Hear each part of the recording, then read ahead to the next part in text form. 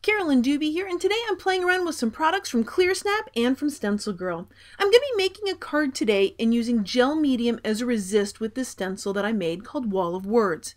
Now this stencil has lots and lots and lots of words on it to choose from, and a lot of times what I'll do is kind of look over it and see which words sort of jump out at me.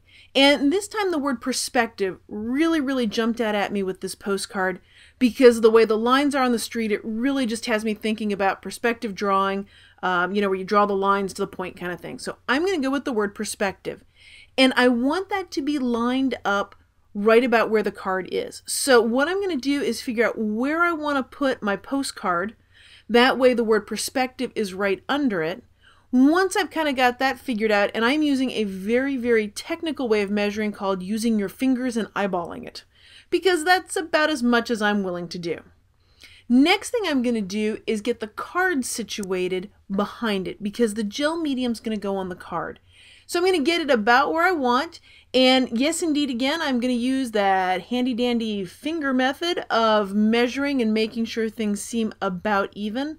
You can also use things like using a couple of letters. If you've got 2 letters on the right, you'll want 2 letters on the left kind of thing.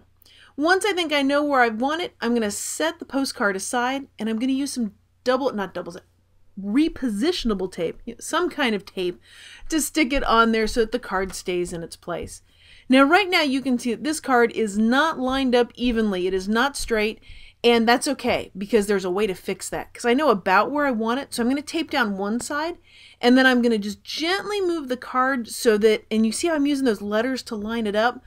That's helping me get it straight. I'm not using a formal leveling tool or anything like that. This is some serious eyeball work. Next thing I'm going to do is grab some gel medium. This happens to be a matte gel medium, and then I am just going to slather it into the stencil. Now my regular viewers know that when I say slather, what I mean is put however much you want in it, because there's no right or wrong way to do this. And if you're not one of my regulars yet, I'd love it if you subscribe to my YouTube channel so you can learn more of my highly technical things such as slathering on gel medium. And as soon as I get the stencil peeled off of here, what I am going to do is get that into some water and clean it off, because the gel medium, well, it's kind of like putting glue on it. So I do clean it off after I've used it with gel medium. And this right now, while it's wet and even when it's dry, gives it this cool, almost like a white embossed look to it. Well, this isn't staying white for long. I'm going to be using one of the color box spritzers on this, and I can either try and be very careful and precise and spend a lot of effort and energy worrying about getting the ink only on the front, or I'm just going to spray ink the whole thing. That way I don't have to worry about it. So I'm shaking it up just a little bit, and then I'm going to hit it with the color.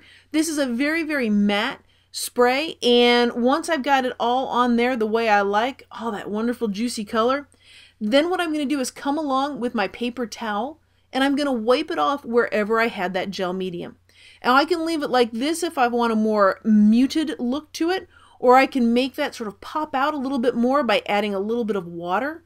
And that takes off more of the ink, because this does react, especially when it's damp, really reacts to water.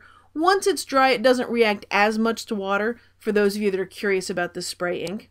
And when I've got it the way that I'm happy and as light as I want it to be, I'm going to need to let this card dry, because this thing is soaked with color and moisture. So I'm going to let it dry completely before I go on. Well, next I'm going to take the Pigment Eyes ink in this great mango color, and I'm going to shake it up. There's a little ball in it. That way it's all mixed up, all the sparkle and shimmer in that. It's got a great glass dropper in there, and what I'm going to do then is just simply circle the word perspective with some nice juicy shimmery ink. And then the hard part is to let that dry.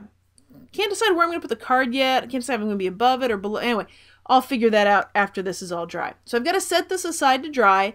And since I have this out and there'll be an envelope that the card goes in, I'm actually going to write all over the envelope too, in part because I just love writing with these droppers. So what I'm going to do is just very simply make the lines where the postage stamp would go and where you'd put the addresses, just for something silly and fun. And frankly, I'm just looking for an excuse to play, and it was a plain surface, so it's going to get some color on it.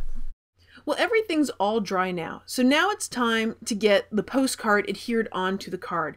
I'm going to put it on there with some glue dots, and I'm still not sure exactly where I'm going to put it. I won't know till I stick it down all the way. But for a little laugh here, watch where I put these glue dots, because we all have our weird little quirks about things. I put one in each corner, so it's 3 corners. Now, what do you think I would do in the 4th corner? You would think I would, but it was right on the stamp. I could not bring myself to put it right on the stamp. I have no idea why, but I just thought that was a little strange when I went and watched this video again as I'm doing the audio for it. But, you know, hey, we all have our quirks. So I've got the card where I want it, and then I'm just going to push it down, and I'm just going to push it down. Okay, Carolyn, that's where you want it. Push it down. There you go. This is about as precise as I get with lining anything up or measuring it. Now I've pushed it down and it's ready to go. Well, thanks for watching this video. If you've enjoyed yourself, I'd love it if you'd hop over to the blog and sign up for my newsletter to keep up on all the happenings, as well as some goodies and freebies that are available only to my newsletter subscribers. And there's a free downloadable video waiting for you as soon as you're signed up. Thanks for being a part of this colorful journey.